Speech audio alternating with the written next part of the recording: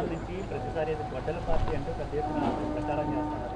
ఇప్పుడు చంద్రబాబు నాయుడికి, లోకేష్కి, లేకపోతే ఆయన మిత్రపక్షాలుగా ఉన్నటువంటి పార్టీలకి వాళ్ళకి తెలిసింది, ముఖ్యంగా చంద్రబాబు నాయుడికి, లోకేష్కి, ఒకటి మోడీ గారు ఎక్కడన్నా కనపడితే ఇట్లా వంగిపోవటం, పవన్ కళ్యాణ్ కనపడితే ఇట్లా కూర్చోవటం, ఈ రెండు వీళ్ళిద్దరిని పోగొట్టడం. ఇక మైకు దొరికితే జగన్మోహన్ రెడ్డి గారి గురించి తల్లి, చెల్లి, గొడ్డలి, గడిది గుడ్డు అని చెప్పి ఈ కబుర్లు చెప్పటం. ఈ తప్పించి 2 సంవత్సరాల్లో నువ్వేం చేసావురా బాబు అని అడిగితే తల్లి, చెల్లి, గొడ్డలి, లేకపోతే సైకో, లేకపోతే వాళ్ళు కనబడితే లేకపోతే ఇట్ట ఈ డ్యాన్సులు, ఈ సొల్లు కబుర్లు తప్పించి 2 సంవత్సరాల్లో చంద్రబాబు నాయుడు గారు చేసింది ఏంటి? ఈ రాష్ట్ర ప్రజలకి సూపర్ 6 అన్నాడు, దాన్ని సూపర్ 0 చేశాడు. కాబట్టి ఈ రాష్ట్ర ప్రజలు చాలా క్లారిటీగా ఉన్నారు. చంద్రబాబు చెబితే మోడీ గారికి వంగి నమస్కారాలు, పవన్ కళ్యాణ్కి వంగి నమస్కారాలు, జగన్మోహన్ రెడ్డి గారిని సైకో, గొడ్డలే, గడిది గుడ్డు అని ఈ సొల్లు కబుర్లు తప్పించి ఈ రాష్ట్ర ప్రజలకి నువ్వు సూపర్ 6ను 0 చేసావా చేయలేదా అది చెప్పమనండి. అవి ఏమీ చెప్పడం. ఈ 2 కార్యక్రమాలు ఆయనకి తెలిసిందే. ఈ 79 సంవత్సరాలు, 76, 78 సంవత్సరాల వయసులో వంగి నమస్కారాలు పెడతాం ఒక ఇద్దరికి, ఆయన పట్టుకుని గొడ్డల పార్టీ, గడిది గుడ్డు పార్టీ అని చెప్పి తిడతాం.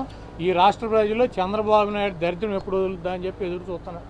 ప్రజలే వదిలిస్తారు. చర్చకి రావాలంట లోకేష్, ఎవరు? జగన్ గారు రావాలి.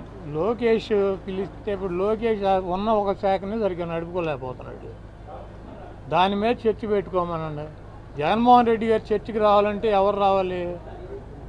చంద్రబాబు రావాలి. ఈయన ఎవరు? ఇప్పుడు ఎన్టీ రామారావు పుట్టినరోజు వాళ్ళ మహానాడు జరుపుతున్నారు. ఎక్కడ జరుపుతున్నారు? ఏ స్థాయి నుంచి ఏ స్థాయికి తీసుకొచ్చారు?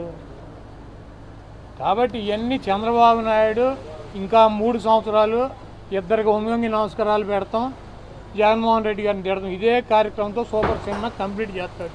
ఈ రాష్ట్రంలో రాబోయే ఎన్నికల్లో జగన్మోహన్ రెడ్డి గారికి ఒకటే మైనస్ ఏంటంటే చంద్రబాబు లాగా అబద్ధాలు చెప్పలేడు, చంద్రబాబు లాగా ద్రోహాలు చేయలేడు, చంద్రబాబు లాగా అబద్ధపు ఎన్నికల వాగ్దానాలు, ఎన్నికల మేనిఫెస్టో చేయలేడు. అవసరానికి ఎవడోడు కాళ్ళలో గెడ్డలో పట్టుకుని వంగి నమస్కారాలు పెట్టుకోలేడు. ఆయన ఏను చచ్చినా బతికినా ఒకే రకంగా, ఆయన గెలిచినా ఓడినా ఆయన పద్ధతి నిజమే చెబుతాడు, స్టడీగానే నిలబడతాడు. ఉన్నదే ప్రజల కోసం, మోడీనైనా లేకపోతే ఇంకొకళ్ళైనా సరే అదే రకంగా మాడతారు, అదే రకంగా అడుగుతారు. వాళ్ళు జగన్మోహన్ రెడ్డి గారు ప్రతిపక్షంలో ఉన్నాడు, వాళ్ళు జగన్మోహన్ రెడ్డి గారు ఎట్లా మాట్లాడాడు, చంద్రబాబుని ఏ రకంగా సంబోధించాడు, వాళ్ళు ఎట్లా సంబోధిస్తున్నారు. కాబట్టి ఇద్దరికేమో వంగి నమస్కారాలు పెడతారు. ఎందుకు ఆ కర్మ?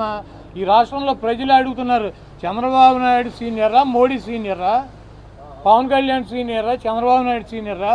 అంత వయసు వచ్చి అంత వంగి నమస్కారాలు పెట్టాల్సినటువంటి కర్మ ఈ మనిషికి ఏమొచ్చింది? ఈ వయసులో ఇంత కర్మ.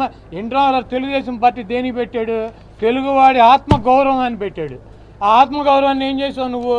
వంగి నమస్కారాలు పెట్టి వాళ్ళ బూట్లు నాకి, వీళ్ళ బూట్లు నాకి, ఇంకా నువ్వు చెబితే మేము వినాలి. మా కర్మ.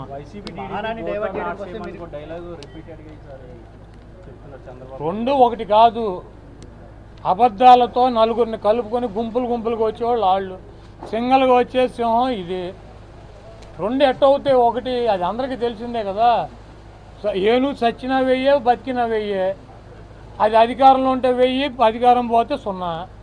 రెండు ఒకటి కాదు. మేము చెప్పేది కూడా అదే.